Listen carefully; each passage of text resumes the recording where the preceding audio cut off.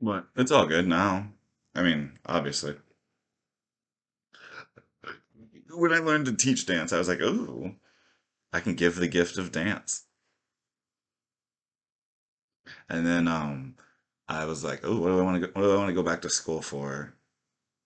I mean, I went to school for dance. I went to school first for physics, and then I started dancing, and I stopped going to school and became a full-time dancer when all, yeah. And then I was like, all right, I'm gonna go back to school. And well, then in that time, I went to school for dance, and I was like, okay, I met a doctor of dance. I was like, okay, keep, I can keep learning how to dance to the point where I become a doctor. Or I can switch back to physics and become a doctor, astrophysicist, or a neurophysicist.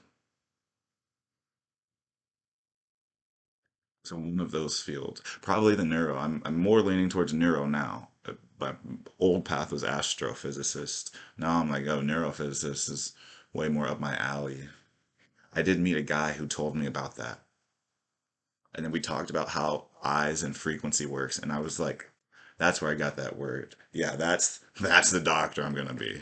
So not medical, but I do want to be on an airplane when someone's like, "Is there a doctor on board?" Just so I can hit that timeless joke that kills someone. Add it to my count. I'm not counting. Definitely counting. How do you not count? Right? Kind of a weird thing to count, but once you count, it's like, how do you uncount? How do you get rid of a number that's stuck in your head? How do you get rid of a piece of data? How do you prove a piece of data incorrect?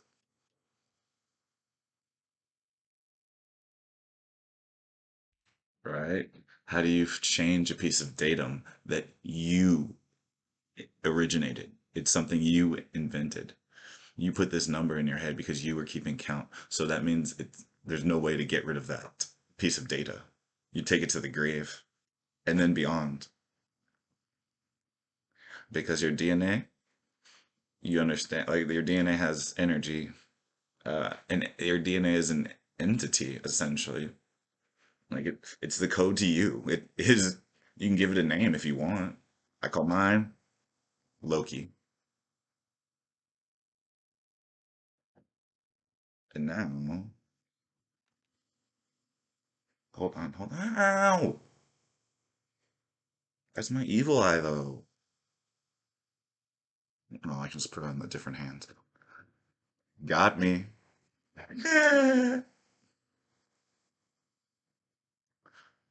That happens from time to time. I think the wrong thought, say the wrong thing, a little spark goes the wrong way, and then I have a psychosomatic.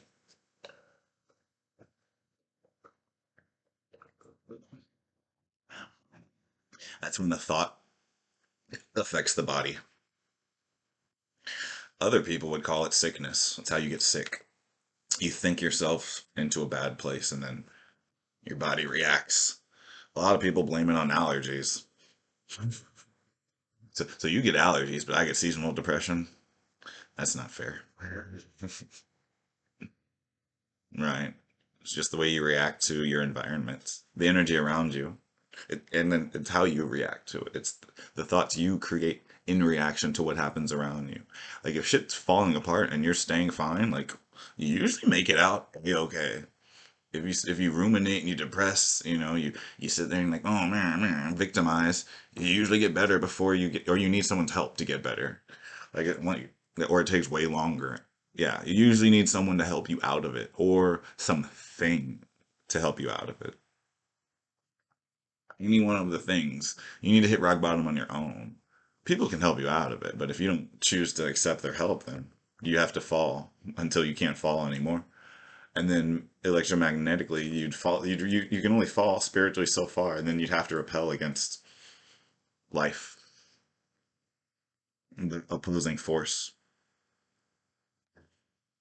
Remember, death can't create, darkness can't create. Life is light. Life is all about love. The darkness is just there.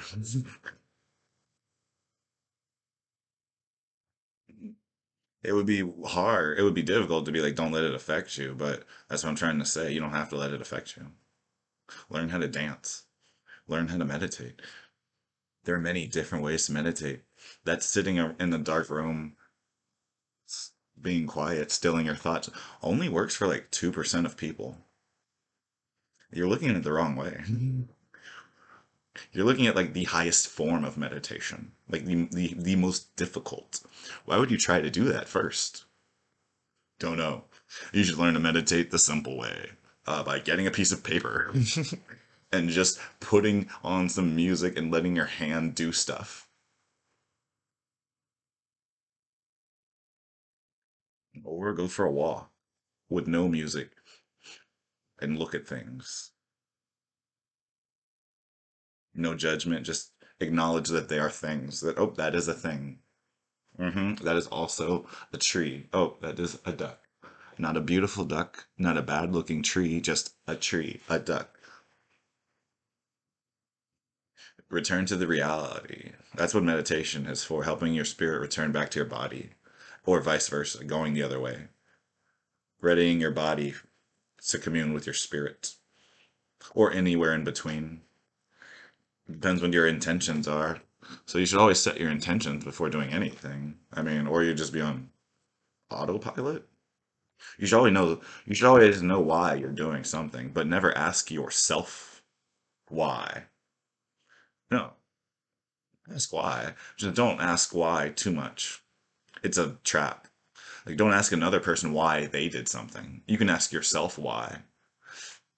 If other people do ask you why, you can tell them. You shouldn't, as a higher being, you shouldn't ask other people why. Their intentions don't need to be made clear. That's a fallacy on you. That's you losing control of the situation and then demanding hidden information because you fear them or something. They- They're just doing them. Don't take it personally. It wasn't an attack on you. Unless it was. Then you really shouldn't be asking them why. You should just distance yourself. Like, why would you commune with the enemy? Why do you want to come? Yeah, well, once an enemy, always an enemy. Ride or die, mother.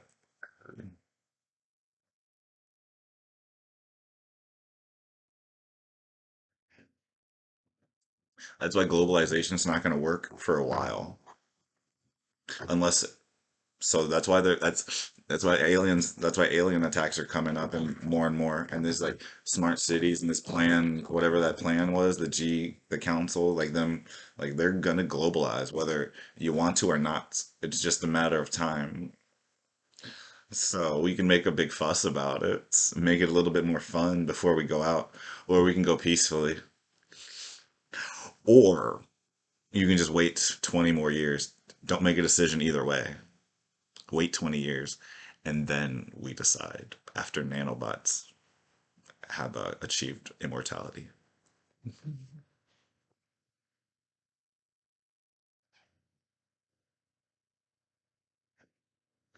So I'm like, cool. I can manage to live another 20 years,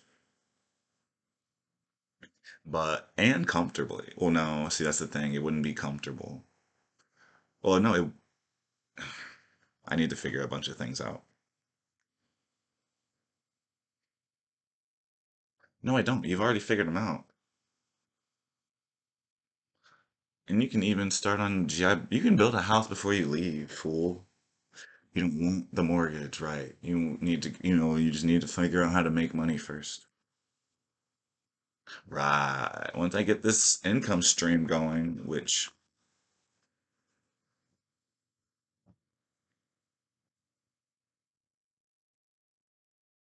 when I'm as rich in wealth as I feel rich in spirituality. Because I know who's got my back, and my front, and my derriere, and my sides. We got an omnidirectional protection circle going on here. Eight, wait, at least eight, but it gets the whole 360.